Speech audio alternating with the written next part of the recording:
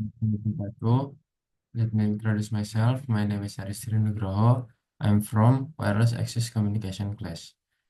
Now I'm going to present about Starlink satellite internet service by SpaceX.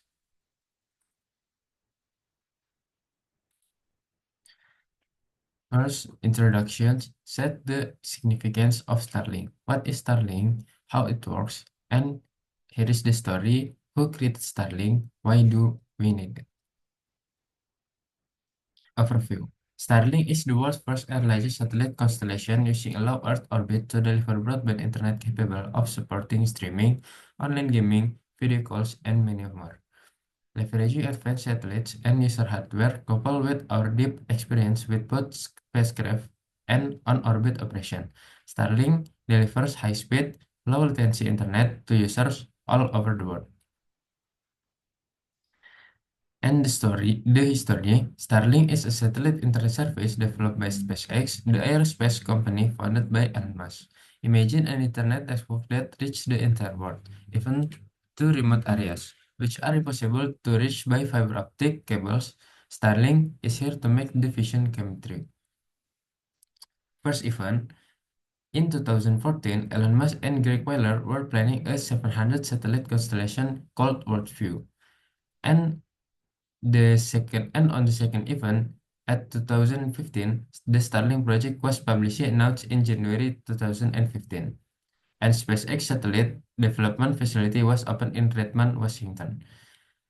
Next, to the third event, at 2016, Starlink, a satellite broadband network, was licensed with this initiative inspired by the novel The Fault in Our Stars by John Green. In November 2016, SpaceX filed an application with the Federal Communication Commission for a non-geostationary orbit, or NGSO, satellite system. The FCC granted the company approval for an initial launch of 4,425 satellites. And on the fourth event at 2018, the test satellites were launched in February 2018. Next, move to fifth event at 2019. The first batch of 60 operational satellites were launched in May 2019. And next to the sixth event at 2020, a beta version of Starlink was opened to the public in November 2020. And to the seventh event at 2021, in December 2021, China informed the United Nations that its tiny space station module twice had to maneuver to avoid Starlink satellites. In 2022, SpaceX filed a report with the FCC stating that between December 2022 and May 2023, Starlink satellites had to swerve to avoid other satellites and space debris more than 25,000 times, double the number reported in the previous 6-month period.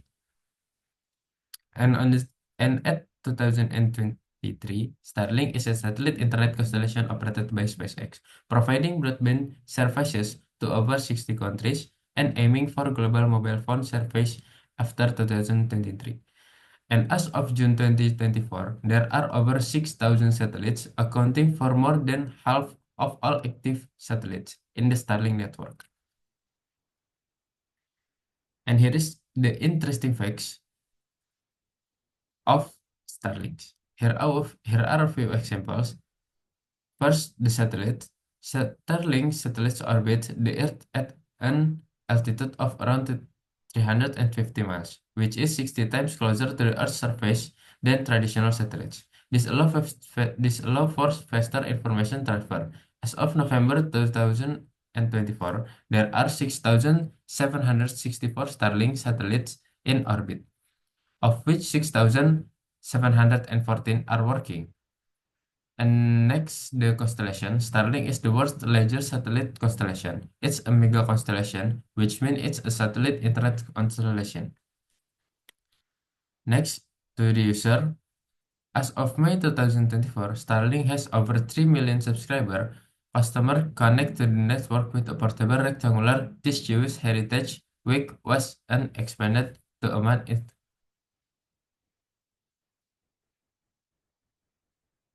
And deorbiting, Starlink has successfully deorbited over 400 satellites. And here is the key people associated with Starlink. At first, we have Elon Musk, the CEO, Chair, and CTO of SpaceX, the private company that designed Starlink. Musk was inspired to name Starlink after John Green's novel The Fault in Our Stars. And second, we have Gwynne Shotwell, the president and COO of SpaceX. And the third, we have Greg Weiler, worked with Musk on the original plan for Starlink back in 2014 called Worldview. Next, the frequency spectrum, as pointed out by the European Space Agency, to guarantee continuity of service using LEO, a constellation of multiple satellites would have to be deployed. A LEO telecom system may require 48, 66, 77, 80, or even 288 satellites to provide the required service. Several of these systems have been deployed to provide communication to mobile terminal. They use a relatively low frequency, the L and S bands, which is 1.5 until 2.5 GHz, which is in the same range as the frequencies used by GSM mobile networks. The fact that the antennas are not very selective is a plus for them. No careful tracking of the satellite is then needed. Also, the low altitude minimizes the delay due to signal travel time and reduces the power needed to establish communications. Next, to the network architecture of Starlink. Starlink system architecture includes following three segments shown on the diagram. At first, we have specs segment, and second, we have ground segment, and the third, we have user segment. First, the space segment. This segment is consists of no number of satellites in the lower Earth orbit or LEO. These satellites are small, low-cost satellites that weigh about 260 kilograms, operate in the Ku band and the Ka band, and having a lifespan of 5 until 7 years. These satellites connected the user to the internet. As there are a huge number of satellites to do communicate to each other over intersatellite link or ISL, it uses space array antennas for uplink or downlink and laser communication in the ISL link. CPS satellite communication uses Ku band frequencies, and ground station satellite communication uses Ku band for downlink and Ka band for uplink. Starlink satellites generate ultra-small spot-size beams due to the fact that they are much closer to the Earth. And next, to the ground segment, Starlink ground segment include different facilities that manage the network, and provide internet connectivity to the satellites. This also has ground station or Starlink gateways and strategically located around the world to provide coverage to remote and pure internet connectivity areas. The ground station is connected to internet service provider with a fiber. And last, the user segment.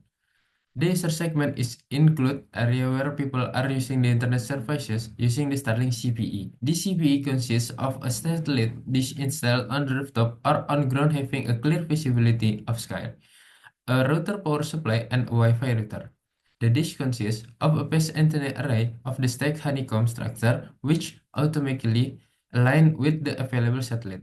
The router is equipped with a gigabit Ethernet port and Wi-Fi to provide connectivity. The satellite dish is connected to the router, and both are powered using power over Internet or PoE.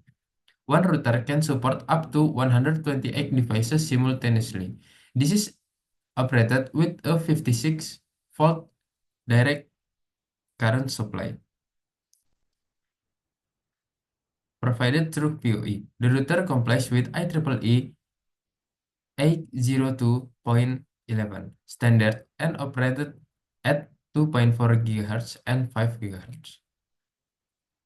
And next, ways methods of communication. Starlink satellites communicate with each other and with ground station in several ways, including inter-satellite laser communication, ground station, Starlink dish, and point of presence or POP.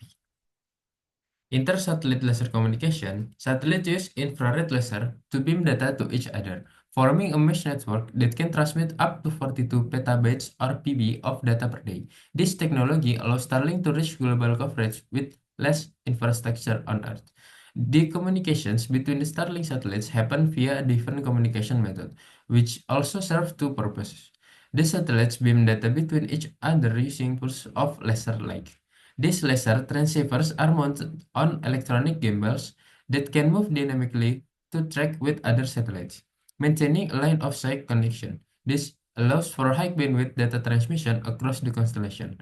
It also allows the satellite to know exactly how far away they are from each other to conduct automated see and avoid operations while orbiting, preventing collisions, of course. Ground station. SpaceX operates ground station around the world that link Starlink satellites with internet data centers. These data centers connect to fiber optic infrastructure and send data to the satellites. Currently, SpaceX operated approximately 150 ground stations around the world, which play a crucial role in linking the Starlink satellites with internet data center on the ground. These data centers connect to existing fiber optic infrastructure and send data to the Starlink satellites in low Earth orbit, or LEO.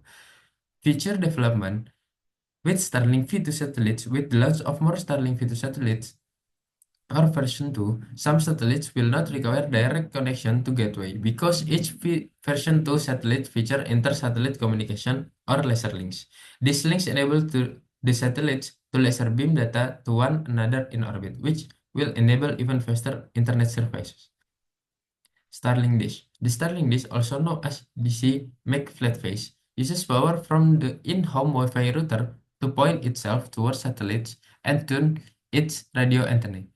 On the ground, the Starlink Dish, aka Dish Mac Flatface, as christened by the Starlink engineers, use PoE power from the in-home Wi-Fi router to point itself toward known satellites in the sky and electronically tunes its radio antenna via a phased array to get the maximum transmission and reception gain possible. This is how Starlink can provide such high latency and high bandwidth communications.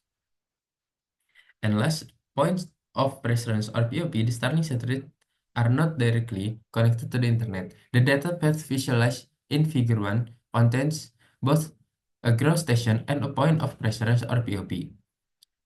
The POP acts as a bridge between the Starlink network and the rest of the internet. The Starlink system makes use of ground stations scattered around the world to be able to connect the satellites. And here is the Figure 1 on your right side. The ground stations are connected via Lis fiber to the closest POP. Aggregated data is then able to travel from the ground station to the POP where the data enters the internet as regular traffic. SpaceX has not revealed where Starlink's POPs and ground stations are located. And here is the technology feature that Starlink brings. And first, we talk about design, the second collision avoidance, and the third tracking, and fourth, true global coverage, fifth antennas, and sixth ion propulsion, and last are seven singular solar array. And the design each satellite feature a compact flat panel design that minimizes volume, allowing for a dense launch stack to take full advantage of the launches capabilities of SpaceX Falcon 9 rocket. And the second, collision avoidance. Starlink satellites autonomously maneuver to avoid collisions with orbital debris and other spacecraft. This capability reduces human error and provides exceptional reliability, exceeding the industry standard by an order of magnitude. And the third, tracking. Starlink's custom-built navigation sensor survey the star to determine each satellite's location, altitude, and orientation, enabling precise placement of broadband throughput. At fourth, through global coverage, Starlink is testing fully operational optical space laser or optical intersatellite links or ISLS on its satellites, which allow the spacecraft to transmit data without local ground station, providing truly global coverage. And the fifth, antennas. Each Starlink satellite uses four powerful phased array antennas and two parabolic antennas to provide increased capacity. And the sixth, ion propulsion.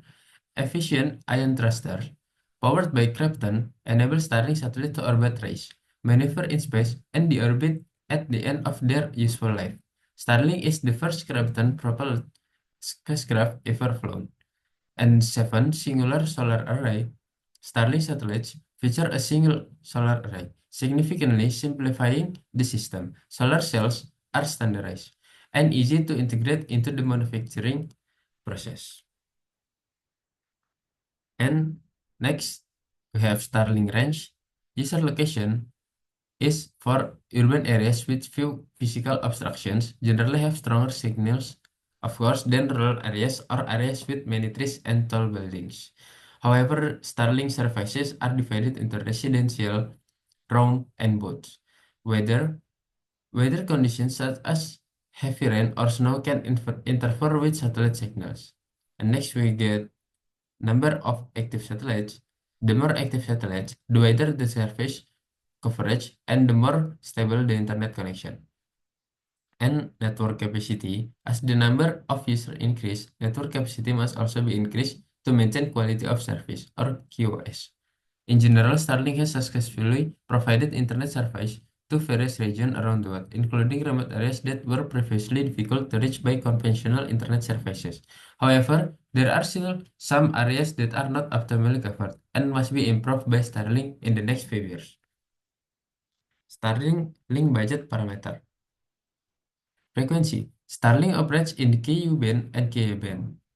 As I mentioned before, these frequencies are chosen because they have good characteristics for satellite communication, such as good atmospheric penetration and wide bandwidth. Next, satellite transmit power. The transmit power of the satellite determines the strength of the signal received by the antenna on Earth. And next, antenna gain. Antenna gain is the ratio of the power radiated by the antenna to the power radiated by an isotropic antenna. And path loss, which includes various factors that attenuate the signal, such as atmospheric attenuation, rate attenuation, and noise. Link margin. Link margin is the power reserve needed to accommodate change in environmental condition and signal fluctuation. Conclusion. Starlink SpaceX broadband access satellite communication system represents a significant innovation in global connectivity by leveraging a constellation of satellites in low orbit, or LEO. With advanced technologies such as intersatellite laser or ISL communication, phased array antennas, and graviton-based ion thruster, Starlink is able to provide high-speed, low-latency internet even in remote areas. An infrastructure that includes satellites, ground station, and user devices support these services with ever expanding global coverage, supporting by thousands of operational satellites. This system is designed to face modern challenges such as signal interference, network congestion, and connectivity needs in hard-to-reach areas. With innovations such as advanced antenna arrays, optical communication laser, and star-based navigation system, Starlink continues to strive to provide reliable, high-quality internet experience to meet user needs, including big database applications such as IoT or Internet of Things, streaming, and online gaming. Maybe that's all for my presentation. Thank you. And here is the resources and the list of the resources that I use for my research. Okay, thank you. Goodbye.